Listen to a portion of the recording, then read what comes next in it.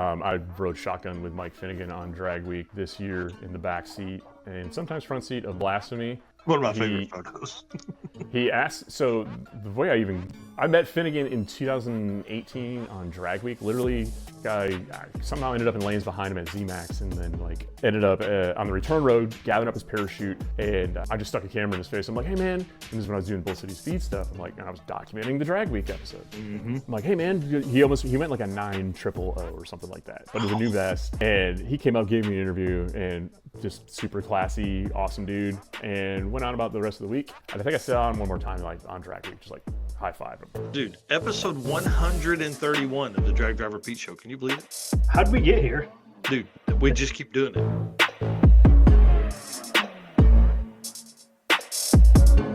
Performer Built is the record-holding 4L60 Camaro with what, 780? Mm-hmm. I may need to talk to them. Right? Like, I have a box of neutrals waiting to happen. Him and I were on the phone or messaging back and forth this week, and we were talking about just because I've got a 4L80 in the old truck, and if I punch it from a stoplight, and it's got a turbo and all that kind of stuff, and a good converter and all that, but if I punch it from a stoplight, it's just yeah, dude. I'm like, come on. I had a turbo Z71. I took the 4L60 out and put an 80 in, and I was like, oh man, this truck sucks now. Like, and I'm like, damn, man. First gear, man.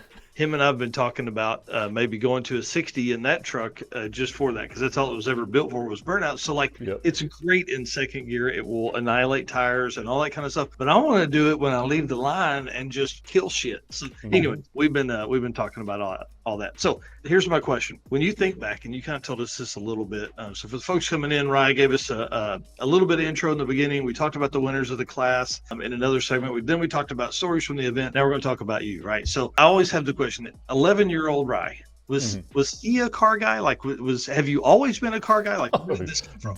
Yeah, dude. Like, okay, so I don't really know how I became just so fascinated, like, with just mechanical stuff. Like, I grew up with, like, single mom, and mom worked 2 jobs, so I was kind of, like, just left alone for most of the time. As long as I got my schoolwork done, I just kind of like did my own thing. But I was very much the kid that was like taking stuff apart, not knowing how to put it back together. I traded my first Nintendo for a Tamiya Blackfoot RC car. That was my first hobby grade RC car. Like as a kid, I subscribed to RC Car Action magazine. That's what I wanted every year for my birthday. And then got into RC cars because I knew the ones at Walmart and Toys R Us, like those aren't the real, those ones suck. This is, you can see there are a few of them back there. And I'm unfortunately at the age now where I can afford to buy everything that I wanted as a kid, and I'm doing it. Like, it's bad. But that really started the pathway, and I can pinpoint when it switched from toys and bikes to like, oh, motorsports is cool. Like, when I was, and it's funny you say 11 years old, because I think I was probably, I was, because my youngest daughter's going into middle school, so she's roughly around the same age. My mom and I were moving to Dallas, Texas from northern Indiana. We live just south of South Bend in a town called Plymouth, like not far from where Whistling Diesel is originally from. So like when I'm like, I know where that is, all that stuff is. Anyway, it's weird to like watch the like biggest automotive YouTuber on the planet and be like, that guy was from where I'm from. So she was prepping for this road trip, and we just went into like an AutoZone. I think she was like getting wipers or windshield washer fluid or something. And I'm just the annoying kid. I would beeline straight for the magazine rack every time. And just when the parts store still had one. And I remember I saw this truck magazine. It was Off-Road magazine, and the truck that was on it was a square body Chevy. And just something about it, it had super swamper boggers. It was black. I wish I could find the cover of it. I think it was Off-Road, but it was a black square body Chevy step side, like lightning bolts on the side. It just looks sick. And I remember I'm like, Mom, can I get this? And she bought it. And on that road trip, dude, I read that thing cover to cover 20 times. Know nothing about it. Like, obviously as a kid, I was obsessed with Gravedigger and monster trucks, but now I'm like into the technical stuff. And then, dude, that just turned into like, I'm asking my mom questions about like, how does this work? How's this work? And she's telling me the best it can. And then my stepdad, he told me what he could. And then I remember the day I go, hey, what's a locking differential? And he couldn't answer it. I'm like, whoa, like I just stumped the dude. This is the smartest car guy I know. Yeah. And he can't tell me. So then that was like, now I'm, you know what I mean? It just the hunger for knowledge. Now I've got to find out. Yeah. That hunger for knowledge just became so intense. And I do kind of ponder, like, so like when I joined the Marine Corps, my initial enlistment was 5 years, and then came up on the September 11th happened, and I'm like, whoa, like it all changed. The reason for serving completely changed after almost less than a year of me being in the Marine Corps. I'm like, whoa, that whole uphold and defend is real now? Like, so, and then I'm not gonna lie, the money became really, really good too. So that kind of funded the racing career. But I often ponder and look back and go, like, was my creativity or my interest in learning kind of drive repeat? At Performable Transmissions, the goal is to engineer and build the toughest transmissions on the planet. Performable doesn't just rebuild transmissions, they systematically re-engineer each model to eliminate OEM flaws and to achieve the highest levels of performance. That is why they say their transmissions are not just built, they are performa-built. Stifled a little bit by going the military route because everything is so structured. It's like, you don't need to know that. You just need to know what you need to know, and that's and do your slice of the pie. And that's very much. So I think I kind of go back and forth. I don't have any regrets, but I often wonder what could have been as I look back at like my peer group and what some of them have accomplished in the racing world. But I don't think 11-year-old Rye is looking at 44-year-old Rye going like, this dude is, I think, dude, he'd look at me right now and be like, yo, this is sick. Like, yeah. That's what I try and ask myself all the time. Same story. Like I've always been magazines, cars, car show, whatever could get me to cars again. That's what I did. Pretty awesome, man. That's always one of my favorite questions to ask someone is like, have you always been? Because there's a lot of folks that haven't always been. You know, cars were cool, but they weren't what we do with them now. You know. Like I was a big magazine kid. I get like, you can barely see them back here. All of the sick mags are stacked back here, and I'm not gonna. I'll admit, I roll through. I look for pictures. I read the captions on the people that I know, but we already know what happened. You know what I mean? Like, we were either there or we watched the live feed. And with the RC car stuff is like something I just, I don't know, I love it. I don't race them or anything like that. I just enjoy, like, if I want to go jump my house with one of those things, I'm gonna do it. Like when I want to get the destructive, I don't have whistling diesel budget, but I can do it with these. So that's what I do. I forgot where I was going with that, but. I think we were going to talk about the history of Clapped Out YouTube channel. Speaking of Whistle Diesel and all the YouTube celebrity he has, dude, where does all that come from? So I started a YouTube channel out in San Diego called Bull City Speed. Bull City. I'm from Durham, North Carolina. It's the Bull City. Have you ever seen the movie Bull Durham with Kevin Costner? Oh yeah. Classic movie. That's my hometown. Nice. Durham Bulls. So Bull City Speed, even though I wasn't residing there, it became the name of, I wanted that name because if I get out of the Marine Corps or whatever I want to do, like that'll be the name of the shop or whatever, whatever I'm going to do in the automotive space, that's going to have I want that to be the brand or whatever. I started kind of just doing what everybody does, is just document this stuff is all cool, right? It's we thought it was cool when we were kids. We read about it. We watch what everybody else is doing. And what got me was one of my kids was watching somebody play. They're watching some gamer. I'm like, you don't have to watch them do the thing. You can just pick up the controller and do the thing. And she's like, she turns to me, she's like, you watch car YouTube all the time. I'm like, God, you know what? Asshole, damn it. You're right. I didn't just call my kid an asshole. Sorry. So, and that's kind of what, like, dude, you can edit. The excuse is gone. Like, you can edit on this thing. You can film on this thing. Like, what you can do, and this is in 2015. So I just started documenting, putting out there what I was already doing. And it got a little bit of traction, and it got the attention of Logan Tarrant. At the time, Logan was the media and marketing director at Brian Tooley Racing. And I was just kind of trudging along, just doing what you do, just be consistent, which is everything that we're not now.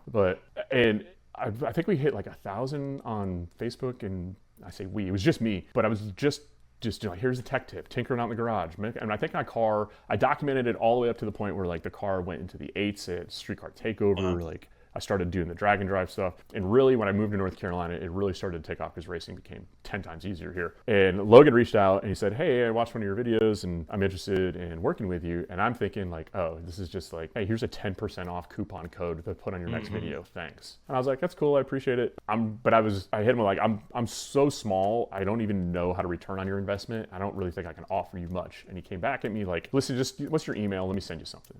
And he sends me this laundry list of parts. It was a full cam kit and everything. At the time, I was building the Turbo Z71. I'm going to date myself here. Do you remember the early days of 1320 video? Remember the Parrish, the truck, the Blue Z71? I love that truck. So I built a replica. I built my own. I bought a 2000. Oh, that's awesome. but it was just like rusty and crappy. But it had like the Firestone all-terrains on it, and I put a 75 millimeter turbo and a BTR cam in it because my best friend Logan signed me to BTR and sponsored me on the spot. So I was like, dude, this beautiful relationship blossomed from there. And I called Logan. We started talking back and forth, and I called him one day, or before we kind of like signed on dotted line on doing this whole deal. It's funny how like we have a mutual dislike for a certain person. And I said, hey, listen, I know you guys at the time were kind of doing some stuff with this guy. I can't stand this dude. And if that's going to be a problem, well, then this isn't going to work. And he's like, I hate him too. And I was like, dude, we just become best friends. And like, and who was honestly, that? at that point, we who was did. the guy we literally did. That you hated? I said, who was the guy you hated? Yeah. And this is back in like 2018. And now, I mean, fast forward to today, like, Logan's he's like my brother. We fight like I can't get rid of him. He's become my best friend, and like literally, like the kid is my best friend. That's cool. And it turned into, he had started Clapped Out in 2015 as kind of like a blog or something. I'm not even sure what he was doing with it. He just like was going to the track and selling shirts, taking pictures, and it was kind of like a cool, I mean, if you've seen our stuff, there's no rhyme, reason, or structure to it. And sometimes we're just throwing shit at the wall to see what sticks. And sometimes some off the wall stuff sticks and we're like, whoa, that got a little bit of a ripple. It has gotten, Logan works in the automotive industry all day, every day. He's no longer with Brian Tooley Racing. Now he is the manager of a shop in Louisville, Kentucky called Dynasty. And again, everything he touches, he's fantastic at his job and what he does. And he pulled me away from Bull City Speed with the like, hey, 2 people can put out videos way more often than just one. Mm-hmm. And I watched his video. He started putting out videos on Clapped Out, and I watched one, and I mean this as a compliment, and he'll take it as one when I say it. Like, he's the automotive Chris Farley, right? Like, I watched this video and I was like, oh shit, like, this kid's funny. Yeah. And I'm doing this wrong. In my brain, immediately, I'm just like, I see a future. I see something. And honestly, this is in 2018, 19, and here it is almost 2026. I still don't know what that's going to turn into, but it's obviously turning into something because we're standing here talking to each other, and I'm announcing at Southeast Street Meet. And I'll put this out there in the whole ether. Like, I owe it all to Logan for reaching out to me and going like, hey dude, I like what you do. Like, and he kind of like stuck out the hand and pulled me in. The small YouTuber community. I mean, that's how Eric and I met, was trying to go to that next level with stuff. I mean, it's great. That small YouTuber stuff is awesome. It was the first person that gave me any real validation that what I was doing didn't suck. That wasn't like, they didn't have to say that to me. Like, you know what I mean? My friends and my family, like, their view of what I do is slightly skewed. Like, you know what I mean? This is a dude I'd never met from anybody that goes like, hey, this is kind of cool. And like, if you hear us talk to each other, you would think that we absolutely hate it. We're extremely mortal enemies. But again, I fight with him like he's a brother that I can't get rid of, but he's become my best friend over these years, and that's Clapped Out. It's just 2 dudes just having fun. We've gone through like a million different, this is the rebrand, this is what we're going to do this year, and it falls apart in a couple of weeks. We're like, it's just a lot more fun. Like, when we're excited about something or we've got some motivation, I'll put a video up that makes sense. Yeah. Sometimes I don't. I wish I did more, but yeah, it's kind of just something it's been my life preserver for relevancy in the automotive space. What a horrible way to say that. No, dude, you're awesome. The cool thing is, I think when you are documenting what you're doing, like I always said that when I get older and my kids have kids, I'll be able to say, hey, Pawpaw did some shit and here it is. Yeah, like, you can watch it right here, and it's not jumping Coke cans. Yeah, this year has been a mind blower of a year for me, like in automotive, like from that perspective alone, just in the automotive side. And then also, like, we travel a bunch this year as a family. We had a ton of fun, and I believe we talked about this, or I don't know if you've watched the Drag Week video that I put up, because I'm like, well, Finnegan's doing a movie. I can't just tell that story because I'll never top that. So literally just put together, it kind of like blended this, because we went to New York City, and then I went straight from a 5-day trip in Manhattan in New York City right into Drag Week with a car that keeps trying to flip over like he's doing skate tricks. So like my whole perspective on like how Drag Week went, like, dude, since September my life has been like full throttle. It's been crazy these last 3 months trying to round this out this year, but I forgot where we're going with that again. I think we were just telling the story of being able to document it. You know, Yes, the video you put out was awesome. Being able to tell the story of being on vacation, then going to drag week and the story that followed with all that, and then your perspective of that, because like just having fun. When you record, this is the remote to my AC out here, but like when you record, we're getting this. You know what I mean? Like yeah. Hey, mini split. We're getting that right. When we see Mike and you guys in those videos, it is a production. Like, I mean, it's supposed to be honest, but it is a production. It's two dudes that are awesome recording what is going on, you know, around there. And so I love it. I love to see your side of it too, from, you know, and then watch his stuff too. So it's cool to side by side. You hit the nail on the head when you said it, because I said the same thing about that drag week video and it's kind of almost changed my perspective. And I don't know if it's gonna be something, I don't think it'll kill the channel, but I'm gonna show what I'm having. Like, it almost became like a family vacation video. When my kids look at this, when I'm gone, they're gonna like, man, Dad had a lot of fun. That's what I want. And they're going to be able to do that. Like, if they just look at this year has been a highlight reel of fun. So this would really be a pretty good one for them. But man, that's I wish we were doing YouTube. My dad and I did 2012 Power Tour, part of it. And then my brother and my dad and I did 3 legs of Power Tour in 2013. I'm like, man, I wish I had been recording some of that stuff to have that now, you know? I think the frustration with it, and I've talked to a bunch of people about this, the mindset of the approach. It's so scary to do YouTube, because if you're putting all your eggs in that basket, you're getting paid off an algorithm you don't know anything about. You know what I mean? You don't know how much do you make an hour? Yeah, I don't know.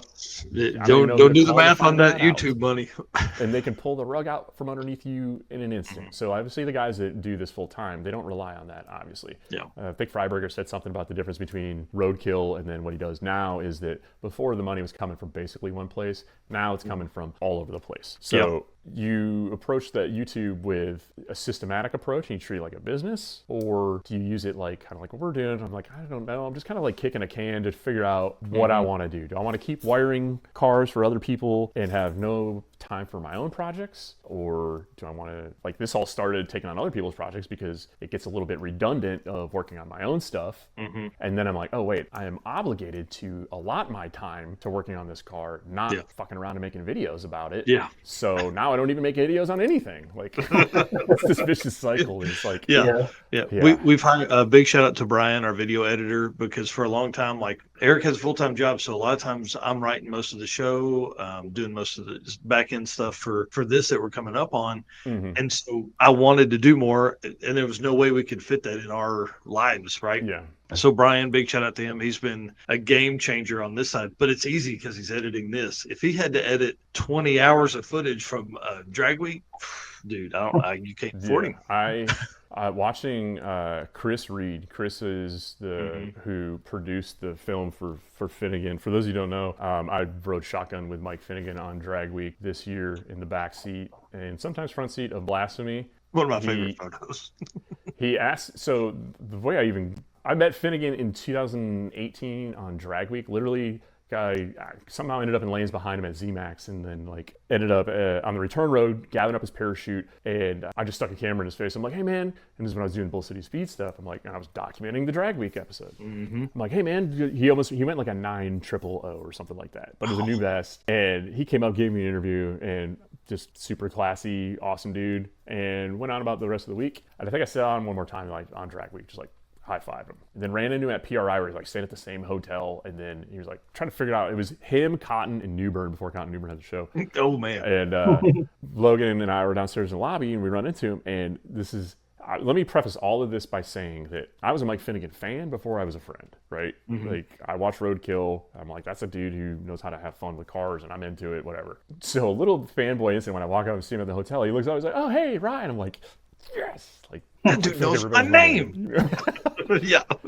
And then, anyway, so ran into him throughout various events, like mostly drag and drive stuff, and we just chop it up and we'd run into each other. And he had done some stuff with Biggin, Eric Yost, and Eric and I have become close friends over the years. And I just told Mike one day, I'm like, hey dude, if I'm in North Carolina, like if you come around, like hit me up, let me know, I'll come hang out. And last year he hit me up, he's like, hey, I'm coming to North Carolina, I need some help filming. And he was bringing Death Metal, the Charger, with the 2J in it, and out on the back, and after the shutdown in Mooresville, they cut a dirt, like a rallycross track out there. And It was me, Mike Finnegan, Joe Cole, Eric Yost, and Jay Marr, formerly of Real Street, now RS Garage. And Biggin gets in this thing and he does like one lap and he's shredding. It's making all the 2J noises. It's sideways, throwing dirt everywhere. It looks like cut tape from Dukes of Hazzard. It's awesome. Yes. And I'm like, dude, this car is not making it past lunch. And then at the end of the day, dude, we're standing there covered head to toe in Carolina red clay. Like there is a cloud of dust over the industrial complex next to the track. We're sunburnt, dehydrated, and the car's still running. We spent the whole day flogging this thing. That's awesome. And I even said it in the video that they filmed of it. I was like, dude, I am not good at driving that car, like turning left and right. I'm mediocre at best at drag racing, and drag racing sucks compared to how much fun we just had doing that. Like to go back to 11-year-old Rye, I felt like I was 11-year-old Rye. I was in the woods with my boys and my bike and just building ramps all day. Oh, like, cool. Dude, if I had Kool-Aid stains and dirt in the corner of my mouth and like just Cheetos stuck in my teeth, it would have been perfect summer. It was so much fun. That's awesome. That started my frantic search for my own retired race car to turn into like just a Hoon mobile. Mm-hmm. So I ended up buying I have a project car that I'm working on for that to go race Finnegan wheel to wheel again at a location to be determined because we need a little bit more space to really. Nice. Is that the like modified looking car? What kind of car is that? Yeah, it looks like it kind of looks like a late model, like a dirt modified. And if you look at it without the body on it, it's actually an IMSA or SCCA GT1. It was originally a third generation Camaro body. It's sweet. What do they call it? They call it a silhouette car. Are you familiar with the YouTube channel Big Time? No. Okay. There's some dudes, they were forming a donut. They have one with a body on it. It's a Trans Am car. It's a road race car. Oh, gotcha. So okay. NASCAR that turns left and right, basically. Yeah. But it's from like the best era when tobacco sponsorships were still in full swing. You know what I mean? Like, so this thing looked like a third gen Camaro, and I bought it because it had no body, no motor. Everything else was there. But I bought it because there's a lot of car and very little money. Yeah. Like the whole thing guy was restoring it. It's all powder coated. It's gonna be a shame to do what I'm gonna do to it. But I mean, it doesn't have any racing pedigree or like historical value in that regard. Yeah. Like it was just like a fun time track toy. And when you look at the bottom side of it, some of the wells are kind of boogered. So it's probably the best life it's gonna live. I can't find the appropriate race car body without paying an arm and a leg for it. So I'm putting a 78 Pontiac Firebird body on it. And then that right there is a Hellcat blower that's going on it. And then it has a face-plated T56 from Tick, these guys. Nice. And that is a custom triple disc monster clutch that's going to go into things. So the whole idea is I want to be able to drive this thing like it's a four-wheeler. Like, I want to be able to hang it on the limiter for, I don't know, like I want to be able, like if you gave your kid a dirt bike at age 10 and a can of gas and walk away and just trust that it's going to be running at the end of the day. That's my goal with the car. So it's not going to set the world on fire. But that's the plan with that. And that's all Mike Finnegan's fault. But yeah, that's the long story about how the friendship blossomed into, now it's turned into me riding shotgun with it. But, you know. And now you're building a car to come to hoon around with his head off, on a race that doesn't even exist. But he, just like blasphemy. We watched that car for years and years and years, and I was watching a video on his channel of him testing at Mooresville, and I'm like screaming at my phone about like they're having electrical issues. I'm like, no, that's not what you're like. I could see the issue, and I just called him. I reached out, or no, he'd done Drag Week last year, and they had more issues. It was just the curse of Drag Week on that car, and I knew a lot of the issues he was having were from electrical problems. And I'd hit him up and I said, hey man, if you want somebody to like help you revamp that car, I'd love to take a crack at it. I'm willing to lend a hand. And to my surprise, he hit me back and he's like, hey, what are you doing January 1st? I was like, well, I'm celebrating New Year's, but I guess I'm now driving to Georgia. So we spent all of January basically rewiring the entire car down there and get him ready for sick week. And then other than forgetting how long aluminum rods are good for and the wheelie issues on Drag Week, like that car's been on a tear this year. It's been the most blasphemy. If this might be blasphemy's final form, but this is the best version of blasphemy it's ever been. Yeah. Like he's put laps after lap after lap, miles on that car this year. We tore up a lot of shit in the process, but I mean, yeah, that's things to be able to ride in that car is. Oh yeah, dude, I drove on that. Like he sent up to Peter Harrell's the dyno at Harrell Engine and Dyno in Mooresville, and he called me. He's like, "Hey, I can't be there. Can you just kind of shepherd the car through the dyno process?" And this is a true story. I was voted most likely to drive a monster truck in high school. And I was like, I'd probably never get to drive a monster truck, but I imagine this is pretty close to what it's This is pretty close. It's rowdy. It's so cool. Dude, and the flames in that video, yeah. Just that, man. And the way you guys were moving the O2 sensors, like different holes, great video. Great video. Super fun. Yeah, super fun thing to be a part of with that. Like, and to hang out and learn from Peter Harrell, obviously, is like, that in itself is that's rad. But I mean, he has magic fingers. We know that. To watch Pete get excited, because like he was kind of like, oh, this is cool. Like, watch them be surprised at the data. When you get to learn from someone who is also excited about learning, it makes it way more fun. So that video was it's just fun. Again, it goes back to like, if there's racing and there's cars there and it's cool, like, yeah, I'll jump in the car and go dyno blaspheme for a day. So when you ask the question, what do you do? I don't know. I dynoed that last week. Then the next week I was in Manhattan on vacation. Then the next week I was in drag week. And then the next week I'm announcing Southeast Street Meet. And then maybe I'll do a video on YouTube. I don't know. That's freaking awesome. All right, well, let's wind this thing down. We said we were going to keep you here for 90 minutes. You've given us way more time. We've been on here more than 2 hours, bro. Holy crap! You're awesome. Okay, I love it. Who'd have thought Ryclimp could have talked this much? Right. I was wondering why I got quiet inside my house. Yeah, everybody's asleep. So actually, I didn't remember I had this photo in here. So this is the car on the left that we were just talking about. Yes. Right. Yep. Yeah, this thing looks crazy, dude. So some stats on it: 79 inches wide. Front tires, they're 310 millimeters. It's a 310 tire. 310 in the back front. Wow. 340 on the back. I think it's a 13.5-inch wide tire on the back. It's got a quick change rear end in it, like trailing arm 4-link, Watts link in the back. The issues that I've been having with it are trying to fit the engine transmission. A T56 is substantially bigger than what came in that thing. It would have been like an old T10 style, like traditional small block Chevy, where the transmission bolts in with 4 bolts, right? So T56 is a bit of a much girthier transmission. And then I decided to add in a deeper challenge of trying to put a passenger seat in that. Yeah. The exhaust normally would do all the way off to the right-hand side, and the passenger side is dramatically narrowed. So the guy that was restoring it did a fantastic job. Like, when you're looking at that picture, there is not a drop of paint on that car. That's all powder coat. And the guy, he took every rivet out of it and then put it all back in there with 10 32nd Allen head bolts. So every panel comes out like nothing. It's really, really nice. And if I told you what I paid for that, you'd probably throw up how cheap it was. I stole this thing. That's what's awesome about those cars. Sadly, they're just not worth much, because like once they're out of the class life, it's what do you do with it? You know? Yeah. But I just look at it and I go, I don't know how to turn left or right. Like, I mean, obviously, like my extent of road racing is I've ridden passenger on a couple like track days with some people and be like, this is fun, I'm gonna get into this, and then I never do.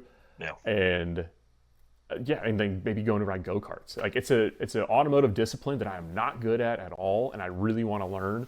And I kind of want to build this to do, obviously it'll do road race stuff. My vision of this is like, this is a fast forward button to being able to jump in a car and do some rowdy, gnarly stuff and feel safe doing it. Like, if I want to go 60 miles an hour and grab the handbrake and just throw this thing sideways, sure, why not? You know, like, what's going to happen? Obviously, open space, but like the C10 in the back, I'm not going to go do that because I'm going to end up upside down. Like, that's going to be expensive. So this just literally turned into something for me to just learn new stuff. And I got a lot of ideas of what I'm thinking about. Like, I want to build like this crazy Swiss Army knife. This is long term, where I mean, it looks like a dune buggy, right? What if we put paddles on it? I love going to Glamis. I haven't been out to San Diego I haven't been out to Glamis in the sand dunes in 8 years. I would love to go back. Yeah. And How cool would it be with this with big paddles on it? Yeah, that'd be awesome. Which sounds silly when you say it out loud because you're like, dude, it's a road race car with 3 inches of ground clearance. But the whole bottom of that car is flat. Yeah. So like, if it's just dragging across sand, I mean, I had a razor out there. Like that's all you do is just belly flop it on everything. So Yeah. I don't know. It's a long term. Like I have big dreams and big hopes, but I have a whole lot of parts that are waiting to go on that thing, and I'll be getting on that. That's the next iron in the fire for me is jumping on that project and get something rolling. Sweet. Because my kid's gonna want her C10 back. And not yet. Dad needs fun. Bro, let's talk BMX stuff, man. Oh yeah. So I was majoring into BMX, like riding as a kid. Not saying I was any good. I was the kid that like I only had Walmart bikes, and my mom, like I said, single mom, like she'd get mad when I would break my bike. I had a Walmart, like just cheap ones. So she's like, I'm not going to get you a good bike because you don't take care of the ones I got. So now that I'm of the age where I can buy whatever I want, I'm buying all the vintage bikes. So I have a few. That was one that I actually built for a friend of mine. He has a charity called Vans for Tristan. His son passed away unexpectedly at a very young age. And they have his son's name is Tristan, and they do a collection where they collect shoes and they give them to kids that need them, basically, in our community here. And they do massive events every year here locally, and they collect a bunch of shoes. So I built this BMX bike to give away as a raffle. Sweet. I built a few of them. So this was, I believe I was a 98 dyno VFR, but I was a kid, like I would go into the bike shop and just drool over GT Performers, Redline, Haro. So now I got like my knock around bike behind me, and then I got a couple wall hangers in the back. But this is just again, same thing with RC cars, it's just scratching the itch. But I don't do anything crazy on it. I'm 6'5", 200 pounds. Like I'm too big to be I'll probably try to snap that bike in half if I try to bunny hop it. Well, so here's the thing. Next time you see Andy Starr at Drag Week with the 55 stick shift big block car, go over. He has a super cool vintage dyno on the back, and he's like, the only reason it's on is because somebody gave it to me, and that's what I used to ride around in the pits with. I'm like, dude, this is a cool bike, Yeah, I think Matt Moore, they had one, and I was like, dude, this is a cool bike, and I think he was kind of like, I don't know if he heard me or was just like, oh, that old thing. I'm like, that's an awesome pit. Like in the days that everybody's buying a Razor scooter, like I have literally have one. It's hanging on the wall over there. I have a GT Performer that I powder coated. It's all orange. I powder coated it to match my race car. Every nut and bolt on it is titanium because I just sat there and found all of the titanium equivalent on Amazon for no reason at all. But it's just now it just hangs on the wall. My wife is like, "Why don't you sell one of those?" I'm like, "Hell no." Hey, you're not hoarding it if it's cool stuff. You're a collector. No, I'm definitely hoarding. ND47 here says, "Why don't you answer Logan's call?" It's probably because he called a few minutes ago. Oh, the best voicemails. Awesome. So if you watch a clapped out video, usually I will end it with voicemails from Logan, and they always deliver. So if you want to just skip right to the end of any one of the videos, usually there's some gold in there. Nice. And also, it's just who I am as a person. I am admittedly very, very bad about answering phone calls. Yeah, text me, please. Eric can I just say something? The FaceTime right off the bat, like. If we're just sitting here right now and my phone has been silent for an hour and the first thing you do is FaceTime me, 100% chance I'm not answering it. Like, text me, like, hey, you got a second? Can I FaceTime you real quick? Let me put some pants on first, okay? Like, yeah, I'm not answering that. Yeah, that's all my kids do is FaceTime. They don't know any other kind of call. So, I think we have kids about the same age. Yeah. All right, what have we forgotten? I think we talked about. I think we've literally covered it all. That's awesome. Well, cool. Well, hey, do me a favor. Stay backstage. Yeah. I'd like to talk to you for just a second. We got to close the show down, but I just want to say thanks in front of everybody here. Thank you for coming on tonight. Thank you for telling the stories you did, man. It's pretty cool. I love having announcers on here because, again, like you said, when you text me, like, hey, do you need to talk to the guy that saw every pass go down the track? Mm-hmm. You know what? We do. We actually do. That's a great idea. No, I appreciate the opportunity to come on here and talk about it. Like I said, I think I was one of two people, Corey being the other one, who actually saw 100% of the cars go down the track, and had the best perspective to tell at least the on-track situation. And I've thanks to Laura and Devin for letting me even be a small part of this whole thing. Like, it was literally they weren't looking for an announcer. It was just, and I wasn't looking to be an announcer. And now here I am, like, having this opportunity has been great. And the opportunity to come on here and promote this, because I truly believe the Southeast Street Meet is going to continue to grow, and this event is going to become, like, I want to make this better in every way possible, so this thing is around for a long time to come. And it's funny seeing where to plant my flag on this automotive hill. Right. Well, it's funny to see Devin. Like, this year's been the only year I think we haven't seen the. I don't think we're doing it again next year. Post. Oh, he just no. There was a lot. I just didn't see it. Yeah. It was day one. They weren't doing it. Yeah. But no, it truly is one of my. They're stuck with it now. Oh yeah, well, and it's one of my favorite events. I came out in 23. My plans to come back in 26, and go out there. It truly is just a blast. I love the 8th Mile stuff, and the guys out there that do that are very, very fast. So I won't get into 8th Mile versus quarter mile stuff because we don't have the next 2 hours to talk here. Stay backstage. Let us shut this show down, and we'll be right back. All right, thanks, guys. Thanks. You. All right. Sorry. Let me put this up here again. Thanks to Ryan at Performer Built. Y'all, we've got big stuff coming from them as well. If you're not following Performer Built, you need to. They made a post the other day. They're helping a local like community college or tech school with, like, the kids are actually learning from Ryan's YouTube channel how to rebuild GM performance transmissions. It's really, really cool, all the stuff he's got going on. And the next level of 4L60 stuff is about to happen. As soon as he gets it, he's on the verge of a breakthrough. And as soon as he gets that done, we're going to have him on to talk about all of that stuff. So again, Performer Built transmissions for all of your transmission needs, the official transmission builder of Drag Driver Pete here for any of your GM stuff, 400s, 4L60s, 4L80s. I mean, if this dude can put a Camaro, full-bodied Camaro into the 7s, like 780s with a 4L60, and Sheila's Dream wagon here runs into the 10s with a 4L60. This car's 5,200 plus pounds out there making 10-second rips. Yeah. Pretty crazy with a 4L60 in it. All right, sir, send us out, man. All right. Appreciate everybody hanging in with us for almost 3 hours tonight. Lots of good conversation, lots of comments. Appreciate each and every one of you guys in here. And again, as we roll into Black Friday, if you are shopping, again, please check out these companies that support us. We've got discount codes. We've got affiliate links. If you need a contact, reach out to us.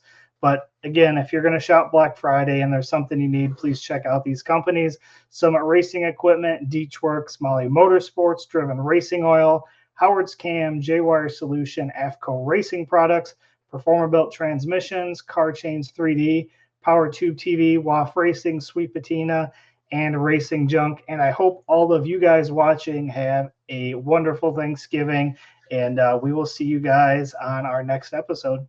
Yeah. I don't know if we'll do one Saturday, but maybe Sunday, or maybe we just skip till next week. We don't know yet. We'll find out. We'll see you soon, guys. Later.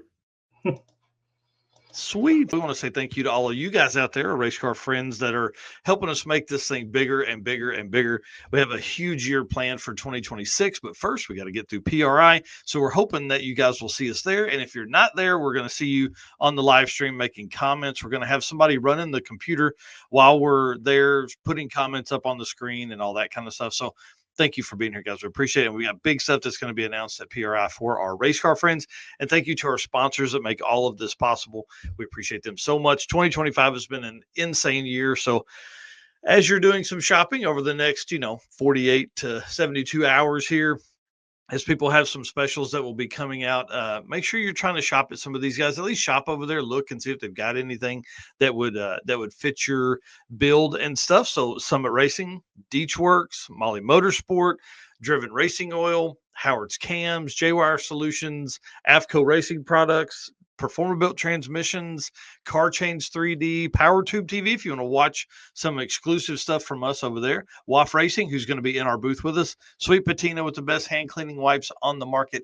And then Racing Junk Classifieds, of course, the official buy-sell trade here of Drag Driver Pete.